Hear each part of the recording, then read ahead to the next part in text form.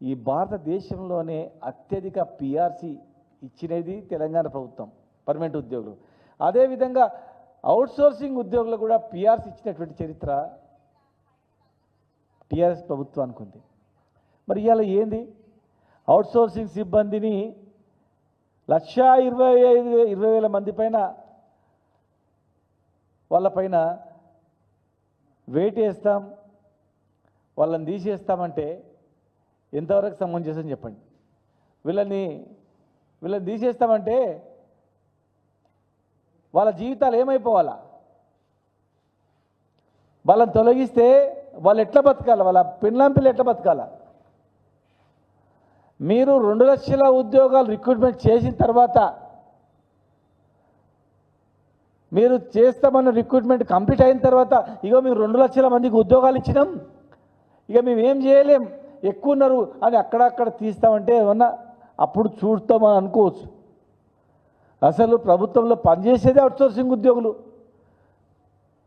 Permanent ఉద్యోగులతో సమానంగా పనిచేస్తున్నారు. ఇంకా కొన్ని సందర్భాల్లో ఎక్కువ గంటలు పనిచేస్తున్నారు వాళ్ళు. ఎందుకంటే ఒక భరోసా లేదు అక్కడ. ఏదో సాకుతో వేధిస్తారు, తీసేస్తారేమో భయంతో. ముఖ్యంగా commercial tax, transport department, stamps and registration, excise department, ఈ డిపార్ట్మెంట్లే ప్రభుత్వాన్ని నడుపుతున్నాయి. ఈ డిపార్ట్మెంట్ నుంచి వచ్చిన ఆదాయంతోనే గవర్నమెంట్ నడుస్తుంది. మరి ఆ డిపార్ట్మెంట్లో హయ్యెస్ట్ పనిచేసేది వీళ్ళే, రేయి బగలు కష్టపడేది వీళ్ళే. భయంతో గతంలో పనిచేశారు. తెలంగాణ వచ్చిన తర్వాత మమ్మల్ని తీసేయరు, పర్మనెంట్ చేస్తారు అనుకున్నారు. పర్మనెంట్ కావడానికి ఇబ్బందులు పెట్టినా పిఆర్సీ ఇచ్చినప్పుడు సంతోషపడ్డారు. ఇక మనం భరోసా ఉందిలే. ఇవాళ మీరు 2 లక్షల ఉద్యోగాలే మీరు రిక్రూట్మెంట్ చేయలేదు, ఉన్న ఉద్యోగాలు తీసేస్తామంటే ఎట్లా? కొండ నాలుగు మందు పెడితే ఉన్న 4 ఊడిపోయినట్లు. అరే కొత్త ఉద్యోగాలు ఇవ్వండి బాబు అని మేమే అడుగుతుంటే, మా విద్యార్థులతో ఎదురు చూస్తుంటే, ఒకవైపు నిర్బంధాలు, యూనివర్సిటీ బంధులు, విద్యార్థులను రిక్రూట్మెంట్ గురించి అడుగుతారేమో. అశోక్ నగర్లో ఒక యుద్ధ వాతావరణం, ఉస్మాన్ యూనివర్సిటీలో ఒక యుద్ధ వాతావరణం. ప్రతి యూనివర్సిటీలో మాట్లాడే హక్కు లేకుండా పోయింది. మీరు ఇస్తామన్న హామీలు అడగడానికి హక్కు లేదు. ఇలా తెలంగాణ ఉద్యమంలో ప్రముఖ పాత్ర పోషించినటువంటి ఈ అవుట్సోర్సింగ్ ఉద్యోగులను తీసేస్తామంటే వాళ్ళ బతుకులు ఏమైపోవాలా?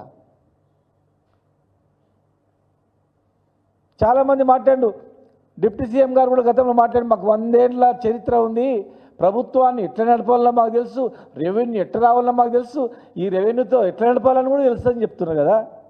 మరి ముఖ్యమంత్రి గారేమో నడవడానికి కష్టమైతేనే అంటున్నారు. ప్రతి నెల 6,500 కోట్ల రూపాయలు ఉద్యోగుల జీతాలకు ఇస్తామని చెప్తున్నారు. మళ్ళీ వాళ్ళు ఏం చెప్తున్నారు? రిజర్వ్ బ్యాంక్ను అడుక్కొని చేతి బదులు తీసుకొచ్చినామంటున్నారు. చేతి బదులు ఏంటది? సంతాన ఇది చేతి బదులు ఎట్లుంటుంది? వచ్చే ఆదాయంలో 6,500 ఇస్తామని మీరేం చెప్తున్నారు, మళ్ళీ మీరే చేతి బదులు తీసుకొచ్చి నడుపుతున్నామని చెప్తున్నారు.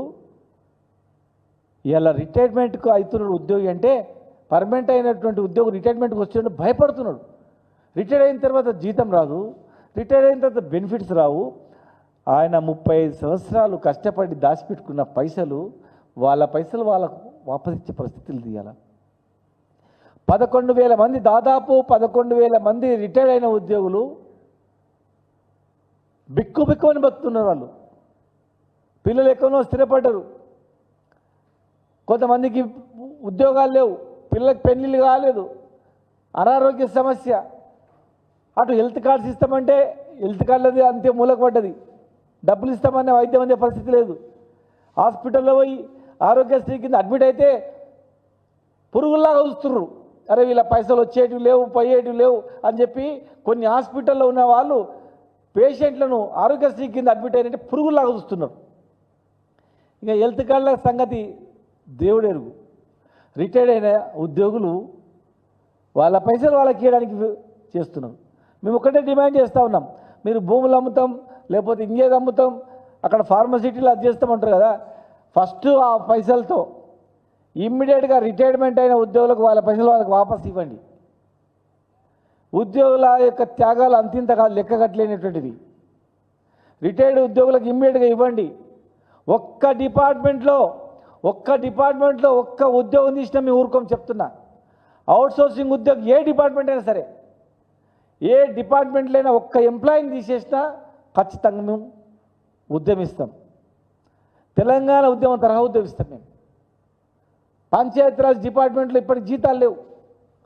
మున్సిపల్ అడ్మినిస్ట్రేషన్లో అవుట్సోర్సింగ్ వాళ్ళకి జీతాలు లేవు. చాలా డిపార్ట్మెంట్లో అగమ్య గోచరం ఉంది. సర్వశిక్ష అభియాన్లో ఇంకా కొన్ని డిపార్ట్మెంట్లో పర్మనెంట్ చేస్తాం. చాదాయ లోపల జీవో ఇస్తామని చెప్పారు ఎలక్షన్ల కన్నా ముందు.